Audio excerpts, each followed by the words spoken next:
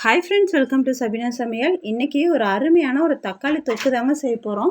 தக்காளி நம்மளுக்கு ரேட்டு கம்மியாக கிடைக்கும் போதே இந்த மாதிரி தொக்கு செஞ்சு வச்சிட்டோம்னா இது ஒரு வாரம் ஆனாலும் கெட்டு போகாதுங்க. ரொம்ப சூப்பராக இருக்கும். இப்போ லீவு டைம் இல்லைங்களா, அழகாக நம்ம வெளியில் டூரெல்லாம் கொண்டு போகும்போதெல்லாம் இதை எடுத்துகிட்டு போய்க்கலாம். இப்போ அதுக்கு தேவையான தக்காளி நான் ஒரு 7லேருந்து 8 தக்காளி எடுத்திருக்கேங்க. பெரிய வெங்காயம் கொஞ்சமாக கட் பண்ணி எடுத்திருக்கேன். இப்போ தக்காளியை மேலே உள்ள அந்த காம்பெல்லாம் கட் பண்ணிவிட்டு குட்டியாக கட் பண்ணி எடுத்துருக்கேங்க. மீடியம் சைஸ் பெரிய வெங்காயம் ஒரு 4. இது நான் மீஷோவில் தாங்க வாங்கினேன். இது நல்ல யூஸ்ஃபுல்லாக இருக்குது. இப்போ வெங்காயம் நம்ம கையில் எவ்வளோ தான் பொடியாக கட் பண்ணாலும் அது ரொம்ப ரிஸ்க்கான வேலை. இது கொஞ்சமாக வெங்காயத்தை ஒரு 2ஆ 3ஆ கட் பண்ணி உள்ளே போட்டால் போதுங்க. ரொம்ப சூப்பராக இருக்குங்க. ரொம்ப யூஸ்ஃபுல்லாக இருக்குது. இது மீஷோவில் வெறும் 179 தான். இதோட இன்னொன்று பெருசு இருக்குது. எனக்கு இந்த சின்னது மட்டும்தான் யூஸ் ஆகும்னு சொல்லிட்டு நான் சின்னது எடுத்திருக்கேன். பாருங்கள் எவ்வளோ சூப்பராக நம்மளுக்கு 1 நிமிஷத்துலேயே இந்த வேலை எவ்வளோ சூப்பராக முடியும்னு பாருங்கள். ஆனால் எவ்வளோ தூரம் பொடியாக வேணுமோ அவ்வளோ தூரம் பொடியாக கிடைக்கும் நம்மளுக்கு வெங்காயம். பாருங்கள் இந்த அளவு பாருங்கள் எவ்வளோ பொடியாக இருக்குன்னு. டக்குன்னு வேலையும் முடியும். இப்போ பொடியாக கட் பண்ணால் வெங்காயத்தை அந்த பக்கம் எடுத்து வச்சுக்கலாங்க. இப்போ ஒரு மிக்ஸி ஜார் எடுத்திருக்கேன். தக்காளி கட் பண்ணி வச்சுருக்கேன் இல்லைங்களா, அந்த தக்காளியை உள்ளே சேர்த்துக்கலாம். ரொம்ப சூப்பராக இருக்குங்க. இது சாப்பாட்டுக்கும் நல்லாயிருக்கும். ஒரு டைம் இந்த மாதிரி நீங்கள் ட்ரை பண்ணி செஞ்சு பாருங்கள். இப்போ உள்ளே எல்லா தக்காளியும் சேர்த்தாச்சு. தக்காளி உள்ளே சேர்த்துட்டு இதுக்கு ஒரே ஒரு பட்டை துண்டு எடுக்கிறேங்க. ஒரு பட்டை துண்டு, ஒரு ஏலக்காய், ஒரே ஒரு கிராம்பு எடுத்திருக்கேன். இப்போ இது உள்ளே சேர்த்துக்கலாம்.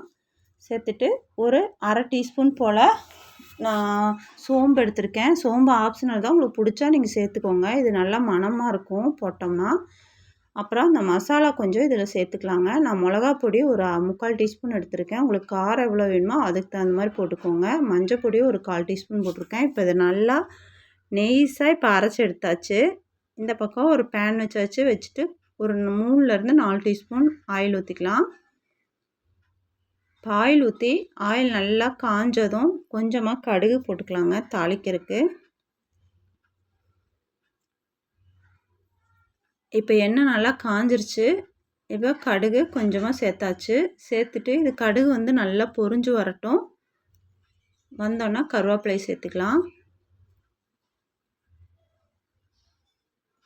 நல்லா பாருங்கள் கடுகு இந்த அளவு நல்லா பொரிஞ்சு வந்ததும் இப்போ கருவேப்பிலை சேர்த்தாச்சு. சேர்த்துட்டு அது கூடயே நான் கட் பண்ணி வச்சுருக்கேன் அந்த பெரிய வெங்காயத்தை உள்ளே சேர்த்துக்கலாம். நான் எடுத்துருக்கிறது அளவுக்கு தகுந்த மாதிரி நான் வெங்காயம் எடுத்திருக்கேன். இப்போ நீங்கள் ஜாஸ்தியாக செய்கிற மாதிரி இருந்தால் இன்னும் கொஞ்சம் அதிகமாக வெங்காயம் சேர்த்துக்கணும். இப்போ நல்லா பாருங்கள் இதை 1 நிமிஷம் மட்டும் நல்லா வதக்கிக்கலாம். வதக்கிட்டு இதில் லைட்டாக ஒரு 1/4 டீஸ்பூன் போல் இஞ்சி போட்டு சேர்த்துக்கிறேன். இது உங்களுக்கு பிடிச்சதுன்னா சேர்த்துக்கோங்க, இல்லைன்னா வேண்டாம். இப்போ சேர்த்தாச்சுங்க. சேர்த்துட்டு இப்போ நல்லா ஒரு நிமிஷம் வதக்கி விட்டுக்கலாம். அவ்வளோதாங்க. இந்த அளவு நல்லா வதக்கணுன்னு ரொம்ப நம்ம கண்ணாடி பதத்துக்கு வெங்காயம் வர வேண்டியதில்லை. நம்மளுக்கு அந்த தக்காளி எல்லாம் போட்டு நம்ம வேகும் போதே நம்மளுக்கு வெங்காயம் சேர்ந்து வந்துடும். இப்போ இது கூட நான் கொஞ்சமாக சாம்பார் பொடி சேர்க்குறேன். சாம்பார் பொடி சேர்த்தனா கொஞ்சம் நல்லா மணமாக இருக்கும். அதனால் நான் சாம்பார் பொடியை உள்ளே சேர்த்துக்கிறேங்க. நீங்கள் காரம் எவ்வளோ தேவையோ அதுக்கு தகுந்த மாதிரி பார்த்துட்டு நீங்கள் சேர்த்துக்கோங்க. இப்போ இது நல்லா கலந்து விட்டாச்சு. இந்த ஸ்டேஜில் இப்போ நான் தக்காளி அரைச்சி வச்சுருக்கேன் இல்லைங்களா, அதை உள்ளே சேர்த்துக்கலாம். பாருங்கள் இந்த அளவு நல்லா வதங்கி வந்துருச்சு. இப்போ தக்காளியை உள்ளே சேர்த்துட்டு இது கூட தண்ணியெல்லாம் எதுவுமே மிக்ஸ் பண்ண வேண்டாங்க. நம்ம தக்காளியில் உள்ள தண்ணி வற்றினாவே போதும். இப்போ அதை நல்லா இலக்கி விட்டுட்டே இருக்கணும். ஒரு நிமிஷம் மட்டும் இலக்கிட்டு ஒரு மூடி போட்டு மூடி வச்சுருங்க. தக்காளியோட பச்சை வாசனைலாம் போச்சுன்னா நம்மளுக்கு சூப்பராக தொக்கு ரெடி ஆயிரும். பாருங்கள் இப்போ இந்த அளவு நல்லா தக்காளி நல்லா கொதிச்சு வருது பாருங்கள். இந்த பச்சை ஸ்மெல்லாம் போகிற வரைக்கும் அந்த எண்ணெய் திரிஞ்சு வருது பாருங்கள். அந்த ஸ்டேஜ் வரைக்கும் இருக்கட்டும். இதில் லைட்டாக நாட்டு சர்க்கரை இல்லைன்னா சர்க்கரை எதுனாலும் போட்டுக்கலாம். நான் இன்றைக்கி ஒரு துளி சர்க்கரை இப்போ சேர்த்துருக்கேன்.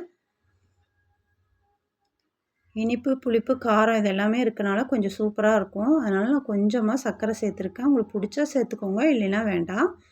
இப்போ பாருங்கள் எண்ணெய் நல்லா திரிஞ்சு வருது. இது நான் ஸ்கூலுக்கு லஞ்ச் பாக்ஸுக்கு தான் இப்போ நான் ரெடி பண்ணிகிட்ருக்கேங்க.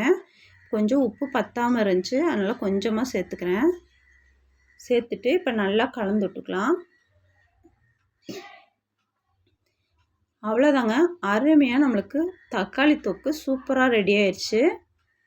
இது வந்து இந்த டூரெல்லாம் போகிற மாதிரி இருந்தாலும் நம்ம சாப்பாட்டோட கிளறாமல் வெறும் சாப்பாடு வச்சுட்டு இந்த மாதிரி தொக்கு எடுத்துகிட்டு போய்க்கலாம். ரொம்ப சூப்பராக பிரியாணியோட மாதிரி இருக்குங்க. நம்ம சாப்பாட்டில் போட்டு பிணைஞ்சு சாப்பிடும்போது இப்போ தொக்கு சூப்பராக நம்மளுக்கு ரெடி ஆயிடுச்சு. இப்போ நம்ம அதை இறக்கிற வேண்டிதான்.